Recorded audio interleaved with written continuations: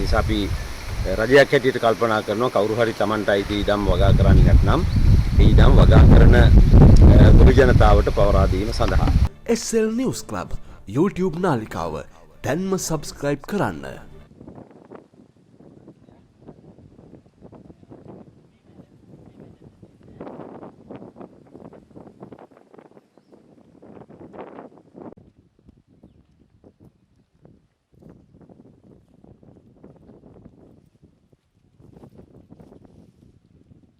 මීටරට ගොවි බිමට ජාතික වැඩසටහනේ පුත්ලන් රික්ස් දිස්ත්‍රික් සමාරම්භක වැඩසටහන ලෙස ආරම්භ වෙන මේ මොහොතේ පාණාත්පාතා වීරමල්කා පදං සමාදියාමි.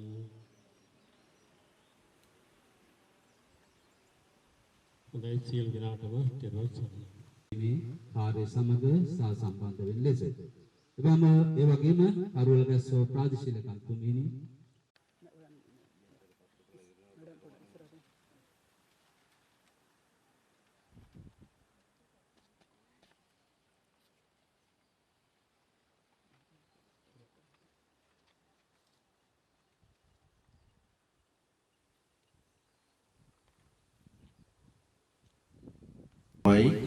එකමිටට ගොවි බිමට කියන කාරණය. අපි අපේ දැන් පුත්තලම දිස්ත්‍රික්කය ගත්තත් ලංකාව ගත්තත් මේ භූමිය කියන එක ඊටාම සීමිතයි. හැබැයි අපි මේ භූමියෙන් උපරිම ප්‍රයෝජන ගන්නවද කියන කාරණය නැවත සිතා බලන්නට වෙනවා. අපි බොහොම සංශ්‍රීක පොළොවක් තියෙන රටක උපන්න ජාතියක්. අපි කතාවට කියන්නේ වියලි දණ්ඩක් හිටෙව්වත් පැලවෙන දේශගුණයක් සහ භූමියක් තියෙන පරිසර සාධක තියෙන ප්‍රදේශයක්. මේ ප්‍රදේශයේ සංචාරය කළොතින් බලා ගන්නට පුළුවන් අපේ බිම් කොච්චර අපි ප්‍රයෝජන නොකර තියන් ඉන්නවද කියන කාරණේ. මේ බිම මේ රටේ හැම ජනතාවටම අයිති. ඔබට යම්කිසි ඉඩම් කොටසක් වෙන් කරලා තියෙන්නේ ඒ ඉඩම් කොටස සංවර්ධනය කරලා ඒ ඉඩමේ සංවර්ධනයෙන් ඔබගේ පවුල පොහොසත් ජීවිතයක් ගත කරනවා වගේම උසස් ජීවන තත්ත්වයක් ගත කරනවා වගේම මේ නිෂ්පාදනය අපේ රටට වැදගත් වෙනවා.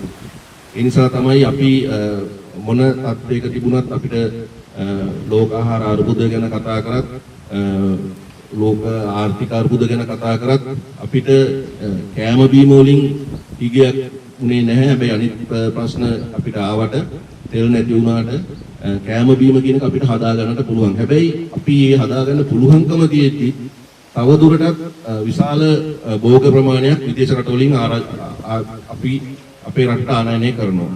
ජන බලවේගයේ අද වෙනට මූලිකම තේමාව වෙච්ච වැඩසටහන. මොකද කෘෂි කර්මාන්තය හරහා තමයි අපි බලාපොරොත්තු වෙන මේ රට ශාස්ත්‍රීය කරන්නේ. ඒක රජයේ පළවෙනි දැක්ම තමයි මේ කෘෂි කාර්මික සංවර්ධනය කියන්නේ. ඒ නිසා ඒක පෙරිදරි කරගෙන ගොවිතැන් සම්බන්ධ දෙපාර්තමේන්තුව මූලික කරගෙන දිස්ත්‍රික් ලේකම් කාර්යාලය, රාජ්‍ය ලේකම් කාර්යාලය ඇතුළු සියලුම ආයතනත් එක්කලා එකතු වෙලා මේ රටේ වගා නොකළ ඉඩම් සියල්ල වගා කරවන්න මහ විශාල පියවරක් කරලා තියෙනවා. එක බිමට එක මීටර ගොවි බිමට වැඩසටහනක්. නිසා අපට රජයක් හැටියට ලොකු අවශ්‍යතාවක් තියෙනවා. ඒ වගේම අපේ ප්‍රතිපත්ති ප්‍රකාශනයත් අපි ඒක ඇතුළත් කරලා තියෙනවා. මේ විවිධ සහනාධාර ව්‍යාපෘති දිගුකාලීනව පවත්වාගෙන යනවට වඩා ජනතාවට දෙපයින් නැගී සිටීම සඳහා අවශ්‍ය කරන ශක්තිය ලබා දෙන්න ඕනේ කියලා. මේ දෙපයින් නැගී සිටීම සඳහා අවශ්‍ය ශක්තිය ලබා දීමට නම් අනිවාර්යයෙන්ම මේ මහ පොළව අස්වද්දන්න ඕනේ. මේ මහ පොළව ඊටාම සරුසාරයි. හැබැයි මහ පොළව අපි හරියට ප්‍රයෝජනෙට අරගෙන නැහැ. මහ පොළොවෙන් ප්‍රයෝජනෙ ගත්තේ නැහැ කියලා කියන්නේ මානව ශ්‍රමයක් ඊට සමගාමීව අපි ප්‍රයෝජනෙට අරගෙන නැහැ. වැඩ කරන්න පුළුවන් හොඳ මානව සම්පතක්. හැබැයි අපි මහ පොළොව වගා කළේ නැහැ කියලා කියන්නේ මහ පොළොවේ ප්‍රයෝජන ගත්තේ නැහැ කියලා කියන්නේ ඒ ශ්‍රමය මානව ශ්‍රමය අපි අපතේ යවලා තියෙනවා. නිසා රජයේ හැටියට අපි තීරණයක ඉන්නවා. ඒ සඳහා අවශ්‍ය කරන සියලු ක්‍රියාමාර්ග ගනිමින් ඉන්නවා. මහ පොළොව වගා කිරීමටත් ශ්‍රම සම්පත උපරිම ඵලදායී ලෙස යොදා ගැනීමටත් මේ ක්‍රියාවලිය ඇතුලේ හැමෝටම යම් භූමිකාවක් තියෙනවා මේ රටේ නිෂ්පාදන ක්‍රියාවලියට දායක වෙන්නේ. ඒක තමයි අපේ රජය. ඉතින් මේ වෙනුවෙන් අපි කුඩා වාර කර්මාන්ත සංවර්ධනය සඳහා 2025 අයවැයේ විශාල මුදලක් වෙන් කරලා තියෙනවා. රාමීය වැව්, ඇලවේලි ප්‍රතිසංස්කරණය කරන්න සමහර ඒවා අලුතෙන් හදන්න වෙයි. ඒ වගේම උස්සාන ව්‍යාපෘති විශේෂයෙන් මේ කරුවලගස් වැවට නවගත්තේගමට වගේ ප්‍රදේශවලට උස්සාන ව්‍යාපෘති අවශ්‍ය වෙනවා. අපි දැන් ඒ පිළිබඳව යම් ප්‍රදේශ හඳුනාගෙන තියෙනවා. විශේෂයෙන්ම සූර්ය බලය උපයෝගී කරගෙන උස්සාන ව්‍යාපෘති ක්‍රියාත්මක කරන්න අපි සුනිත්ති බල ශක්ති අධිකාරිය සමග සාකච්ඡා කළා. පරිසරයේ බලන්න ගියා ස්ථානීය පරීක්ෂණ අපි කළා. ඒ වගේම අර දිසාපතිතුමා කිව්වා වගේම ගොවියෝ හොඳට මහන්සි වෙලා වැල්දොන වගාව දොඩම් වෙනත් පළතුරු වර්ග peer අඹ හොඳට වගා කරන්න පුළුවන්. දැන් අපේ ඉලක්කය මේ සියලු වගාවන් ජාතික අවශ්‍යතාවටත් ඒ වගේම රටට ඩොලර් උත්පාදනයටත් තියෙන ඩොලර් සංචිත භාණ්ඩාගාරයේ නතර කර ගැනීමටත් පියවරක් ගන්න. මොකද ඩොලර් ගේනවා වගේම ඩොලර් එළියට යන එකක් නවත්තන්න ඕනේ. අපි ඔබ දන්නවා පහුගිය කාලේ අපට හාල් ආනයනය කරන්න උනා. ඒ වෙනුවෙන් අපි යෙදුවේ ඩොලර්. හැබැයි අපට අවශ්‍ය කරන හාල් ටික අපි නිෂ්පාදනය කරගත්තා නම් ප්‍රමාණවත්ව ඩොලර් එළියට යන්නේ නැහැ. මේ දවස්වල ලුණු ගැනත් එහෙමයි. කෘෂි කර්මාන්තයේ ඍජුව දායක නොවුනත් කර්මාන්තයක් හැටියට තියෙන හැම. ඒ වගේම තමයි පළතුරු. අපි දැන් ඕස්ට්‍රේලියන් දොඩම් නාරං ගෙනල්ලා අපේ දරුවන්ට දෙනවා. හැබැයි අපි පුංචි කාලේ අපේ ගෙදර වත්තේ තිබුණු දොඩම් ගෙඩියක් නාරං ගෙඩියක් කඩාගෙන තමයි කෑවේ. අද ඒක එකක් නැහැ. ඒ නිසා ලොකු අවකාශයක් තියෙනවා වගා කරන්න ඉඩමක් නැති බිමක් නැති බහුතරයක් ජනතාවට අවශ්‍ය කරන ආහාර නිෂ්පාදනය. මේ ඉඩමේ මේ බිමේ දොඩම් හොඳට හැදෙනවා. නාරං හොඳට හැදෙනවා. දෙහි හැදෙනවා. පැපොල් අඹ peer විවිධ පළතුරු වර්ග හොඳට වගා කරන්න පුළුවන්. ඒ නිසා වගා කළ හැකි සෑම භූමියකම ඒ භූමියට ගැලපෙන විදිහේ වගාවකට යන්න අවශ්‍යයි. ඉතින් රජය ඒ වෙනුවෙන් යම් වැඩසටහන් කීපයක් මේ වෙනකොටත් ක්‍රියාත්මක කරමින් ඉන්නවා. විශේෂයෙන් ඔබ දන්නවා පහුගිය මාස කන්නේ අපි ওই ජනතාවට වීවගාව සඳහා පොහොර සහනාධාරයක් දුන්න හෙක්ටයාරයකට රුපියල් 10000ක්ම තිබුණු සහනාධාරය සමාන 15000ක්ම තිබුණු සහනාධාරය 25000 දක්වා අපි වැඩි කළා 10000කින්. ඒ වගේම පොල් වගාව සඳහා අවශ්‍ය පොහොර සහනාධාර ක්‍රමයක් යටතේ මේ වෙනකොට අපි ලබා දෙමින් ඉන්නවා. ඉදිරියේදී එළවලු සහ වෙනත් භෝග සඳහා මේ සහන දීමට අපේක්ෂා කරනවා. හැබැයි ඇත්ත වශයෙන්ම අපේ දිගු කාලීන අරමුණ සහන දෙන එක නෙවෙයි සාධාරණ මිලකට ගොවියන්ට පොහොර මිලදී ගැනීමට සහ Tamanට අවශ්‍ය අනිකුත් කෘෂි උපකරණ මිලදී ගන්න පුළුවන් ආර්ථිකයක් හදන එක.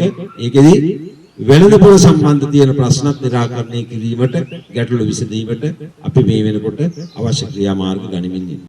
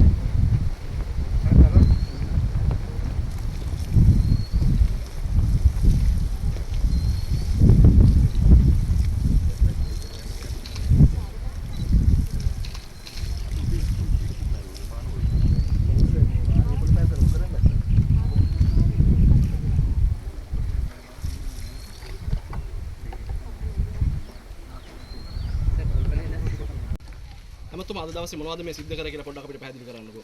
ඔව් අද දවසේ එක මිටට ගොවි බිමට වැඩසටහන රට පුරාම ක්‍රියාත්මක වෙනවා. හැමතුම අද දවසේ මොනවද මේ සිද්ධ කරේ කියලා පොඩ්ඩක් අපිට පැහැදිලි කරන්නකෝ. ඔව් අද දවසේ එක මිටට ගොවි බිමට වැඩසටහන රට පුරාම ක්‍රියාත්මක වෙනවා. ප්‍රධාන උත්සවයේ කන්තලේදී පැවැත්වෙනවා. පුත්තලන් දිස්ත්‍රික් ප්‍රධාන උත්සවය තමයි අද අපි කරුවලගස්වැව කෝණ්ඩව මේ ගම්මානයේ පැවැත්වුවේ. අපේ ඉලක්කය මේ රටේ ආහාර නිෂ්පාදනය වැඩි කරන්න ඕනේ. ඒ වගේම ජනතාවට අවශ්‍ය කරන ආහාර පහසු මිලකට ලබා දෙන්න ඕනේ. ඒ වගේම ගොවි ජනතාවගේ ජීවන තත්ත්වය නගා සිටවන්න ඕනේ කියන අරමුණ පෙරදරි කරගෙන තමයි අපි මේ වගා නොකරන සීළු ඉඩම් වගා කිරීම සඳහා මේ මෙහෙවර ආරම්භ කළේ. අපේ රජයේ ප්‍රතිපත්ති ප්‍රකාශනයේ සඳහන් වුණු ආකාරයට ඔබ දන්නවා. පොහොසත් රටක් ලස්සන ජීවිතයක් කියන තේමාව යටතේ රට පොහොසත් කරන්න නම් අනිවාර්යයෙන්ම මහ පොළොව අස්වද්දන්න ඕනේ, වැඩිපුර වගා කරන්න ඕනේ. ඉතින් ඒ වෙනුවෙන් අපේ රජය මෙවර අයවැයිනුත් ප්‍රතිපාදන විශාල වශයෙන් වෙන් කරලා තියෙනවා. විශේෂයෙන් කුඩා වාරි කර්මාන්ත නගා සිටීම වගේ දේවල් වලට, ඒ වගේම ග්‍රාමීය මාර්ග වලට ගොවි ජනතාවට බලපාන වෙනත් ප්‍රශ්න විසඳා ගැනීම සඳහා අපි අයවැයෙන් විශාල වශයෙන් ප්‍රතිපාදන වෙන් කරලා තියෙනවා. මේ මෙහෙයුම අතරතුරේ තමයි අපි මේ වගා නොකළ ඉඩම් නැවත වගා කිරීම සඳහා යොදවගෙන තියෙන්නේ. ඒ නිසා අපි රජයක් හැටියට කල්පනා කරනවා කවුරු හරි Tamanට අයිති ඉඩම් වගා කරන්නේ නැත්නම් ඒ ඉඩම් වගා කරන ගොවි ජනතාවට පවරා දීම සඳහා මේ ක්‍රියාවලිය අපි ඒ ක්‍රියාවලිය තුළ ඉන්නවා.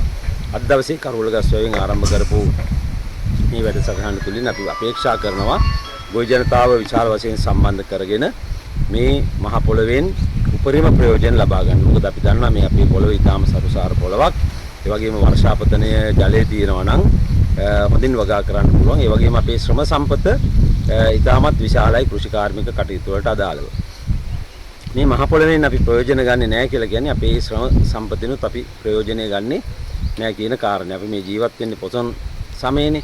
ඉතින් බුද්ධ දේශනාව ඇතුළේ තියෙන්නේ සේදාවක් ඉක්තා ධම්මිකා ධම්මලද්දා දහඩිය වගුරුවලා ධාර්මිකව උපයා ගන්නා ධනය තමයි ජීවත් වෙන පුද්ගලයෙකුට අවශ්‍ය වෙන්නේ, මිනිසුන්ට අවශ්‍ය වෙන්නේ. ඒ නිසා මේ ගොවි ජනතාව මහ පොළොවත් එක්ක පොරබදලා දාඩිය වගුරුවලා ධාර්මිකව ධනය උපයා ගන්න කණ්ඩායමක්. ඔවුන්ට අවශ්‍ය කරන පහසුකම් සැලසීම තමයි අපි රජයේ හැටියට කරන්නේ. ඉතින් අපි දන්නවා එහෙම මහන්සියෙන් හම්බ කරගත්තේ නැතුව මහජන මුදල් හොරකම් කරපු අයට මේ දවස්වල අත්වෙමින් තියෙන ඉරණම පිළිබඳවත් අපි දන්නවා.